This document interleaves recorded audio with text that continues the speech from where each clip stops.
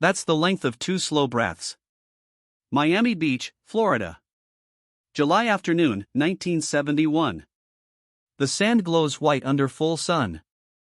Ocean wind carries salt and coconut oil. Families scatter across the beach like colored dots. Transistor radios hum surf rock. This is peak American summer. But near the public gym, something unusual is forming. A crowd of over 100 people presses into a tight circle. At the center stands Big Jake Morrison. Professional wrestler. 285 pounds of muscle wrapped around absolute certainty. 6'4". Arms thick as dock ropes. Chest like a barrel. He's in Miami for an exhibition tour, performing at beach gyms to pull crowds. And standing in front of him, barefoot in the sand, wearing black shorts and no shirt, is Bruce Lee. 135 pounds. Half Jake's weight. 1/3 his mass. To the tourists watching, it looks like a child facing a cliff. Big Jake looks down at Bruce and says, loud enough for everyone to hear, "You'll break like a twig, boy." But in exactly 7 seconds, everything Jake believed about size, power, and dominance would collapse faster than that twig he mentioned. Before we continue, answer this. If someone twice your size told you you'd break, would you walk away, or would you prove them wrong? Stay until the end, because this story isn't just about Bruce Lee versus a giant wrestler. It's about the exact moment when raw power learned that physics doesn't care about your muscles. Now let's go back to Miami Beach, 1971, where Bruce Lee is about to teach a lesson Jake Morrison will carry for the rest of his life. Miami Beach in 1971 wasn't luxury. It was gritty, authentic, raw. The public beach near 5th Street had a small outdoor gym setup. Rusty pull-up bars. Wooden benches. Concrete platforms where bodybuilders and wrestlers performed for tourists passing by. Street theater mixed with real athleticism. Big Jake Morrison was part of the Florida wrestling circuit. Not national fame, but regional respect. He'd won matches in Tampa, Orlando, Jacksonville. His signature move was the avalanche. Picking up opponents and slamming them into the mat with force that shook the ring.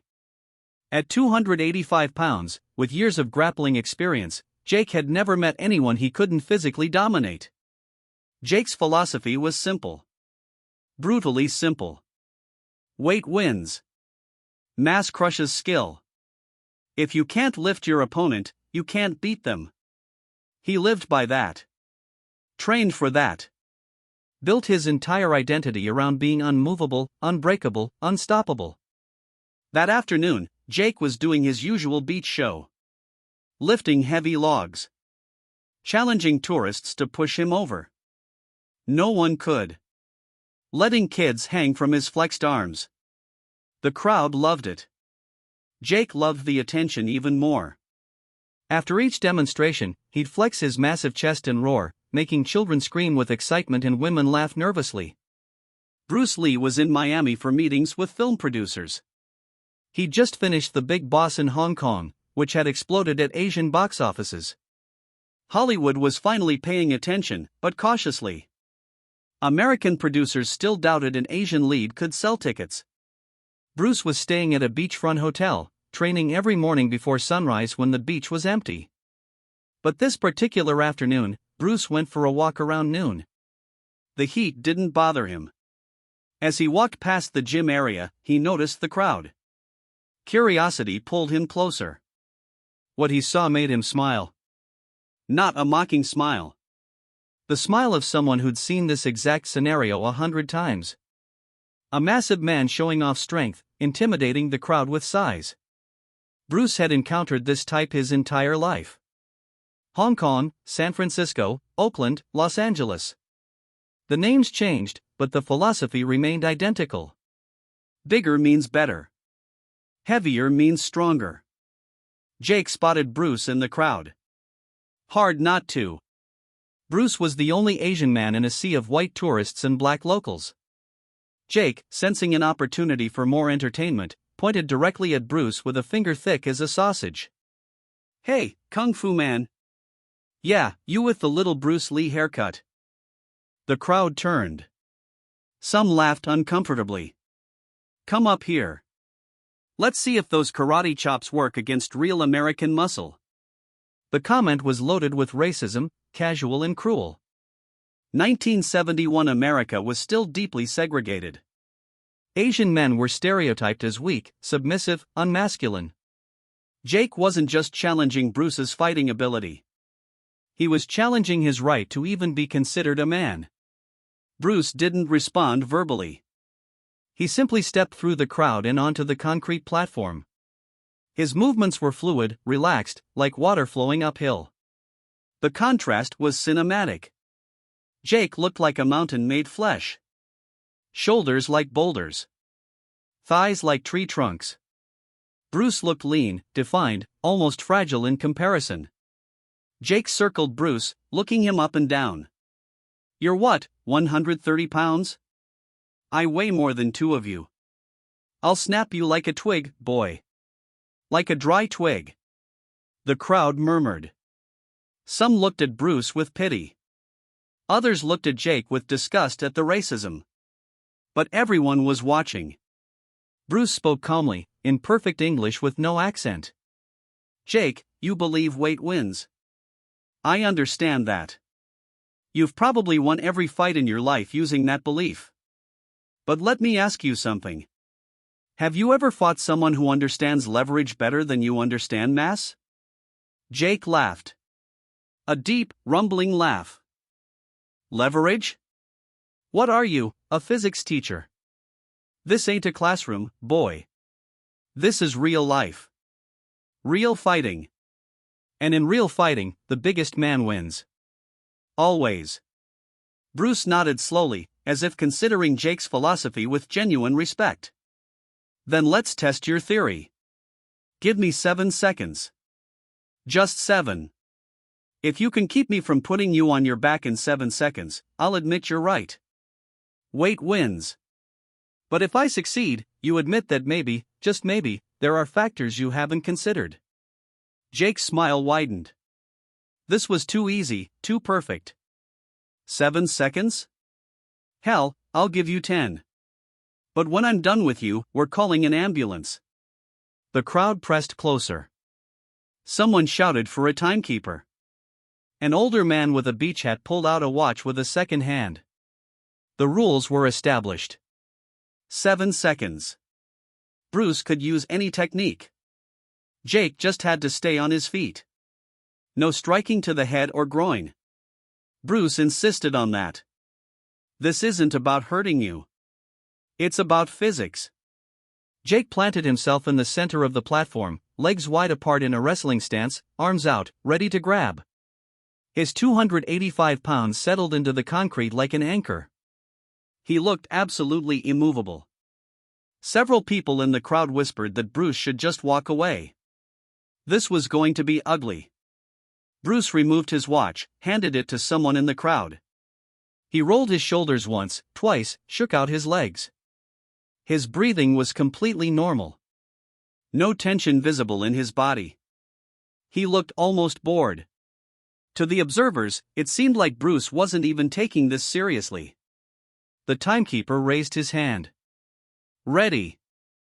Jake nodded, confident. Bruce stood completely still, hands at his sides. Begin. Jake lunged forward immediately, arms extended to grab Bruce in a wrestler's clinch. His strategy was obvious. Grab, lift, slam. It had worked 1,000 times before. His massive hands reached for Bruce's shoulders. Bruce wasn't there. He'd shifted laterally just 6 inches to the right, like a ghost moving through air. Jake's hands closed on empty space. The crowd gasped. How did someone so small move that fast? Jake adjusted, pivoting his huge body toward Bruce. He was slower than he expected. 285 pounds doesn't change direction quickly. He launched his left arm in a sweeping grab, trying to catch Bruce's torso. Bruce stepped forward. Not back. He moved inside Jake's reach, where the long arms lost leverage. Jake's arm passed behind Bruce harmlessly. For a split second, Bruce was almost chest to chest with the giant. Jake tried to wrap his arms around Bruce in a bear hug, but Bruce dropped his center of gravity instantly, sinking his hips down and forward. Jake's arms closed above Bruce's shoulders, unable to lock. Bruce was now positioned at Jake's center mass, where leverage rules physics. Bruce's right hand shot out, palm striking Jake's solar plexus. Not hard. Just enough to measure the distance and feel Jake's breathing pattern. Jake grunted, confused. Why such a weak hit? Jake, frustrated, tried to use his weight advantage. He leaned his entire 285-pound mass forward, attempting to crush Bruce with sheer body weight. This was the avalanche setup. Overwhelming force. Mistake. Bruce had been waiting for exactly that. The moment Jake committed his weight forward, Bruce executed a perfect judo principle. Kuzushi. Breaking balance. Bruce's left foot hooked behind Jake's right ankle while his hands guided Jake's upper body forward. Jake's balance broke. His massive body, designed for frontal power, had zero lateral stability. His right foot, trapped by Bruce's hook, couldn't move. His left foot scrambled for traction on the concrete, but 285 pounds in motion don't stop easily. Jake's arms windmilled, trying to grab anything. His hands caught air. His face showed pure confusion. How was he falling? He was twice this man's weight. Bruce guided the fall with surgical precision. Not a throw. Not a slam. A controlled descent. Jake's back arched as he tried to save himself, but Bruce had already eliminated every recovery option. Jake's knees buckled. The crowd watching didn't understand what they were seeing. It looked like Jake was falling on his own, like he'd tripped. But the few wrestlers in the crowd saw the truth. Bruce had manipulated every joint, every angle. Jake's back hit the concrete platform. Not violently. Bruce had controlled the landing to prevent injury. But completely. All 285 pounds horizontal. Flat on his back. Staring up at the sky. Bruce was standing beside him, not even breathing hard. His hand extended downward in case Jake needed help up. The timekeeper shouted, "Time." 7 seconds. The silence that followed was absolute. 150 people completely quiet. The only sound was waves hitting the shore and distant seagulls. Jake lay on his back, not moving. Not because he was hurt. Because his mind was trying to process the impossible. He was Big Jake Morrison. 285 pounds. Professional wrestler. He'd slammed men through tables. He'd won matches against opponents who had 50 pounds on him. He'd never, not once in his life, been put on his back in under 10 seconds by someone half his weight. Slowly, Jake sat up. His face was red. But not from exertion. From embarrassment. From ego collapse. He looked at Bruce, who was still standing calmly, offering his hand. Jake took the hand. Bruce pulled, but Jake had to do most of the work to stand. Bruce couldn't lift 285 pounds directly. Once standing, Jake brushed sand off his shorts and just stared at Bruce. Speechless. The crowd erupted. Not immediately. First there was that shocked silence, that cognitive dissonance of witnessing something that shouldn't be possible. Then applause started, slowly at first, then building to a roar. People were cheering, shouting, some laughing in pure disbelief. Bruce raised his hand, asking for quiet. The crowd gradually settled. Bruce turned to Jake, speaking loud enough for everyone to hear, but with respect in his voice. "Jake, you're incredibly strong. You can do things with weight that I never could. You can lift, press, slam with power I'll never have. But strength isn't the same as effectiveness. You committed all your weight forward because you expected me to resist that weight. I didn't resist. I redirected. You planted your feet wide for stability. But that eliminated your mobility. I used your own mass against you." Jake stood there, still processing. Finally, he spoke, voice quieter than before. "How did you know where I'd move?" Bruce smiled. Because all wrestlers move the same way at first. You were trained to use mass as your primary weapon. That training is excellent against opponents who fight your fight. But against someone who understands leverage, center of gravity, and timing, mass becomes a disadvantage. The heavier you are, the harder you fall. Not because you're weak, but because physics doesn't care about your training. Jake nodded slowly. Something was shifting in his face. The arrogance was draining away, replaced by genuine curiosity. So you're saying I've been training wrong my whole life? No, Bruce responded.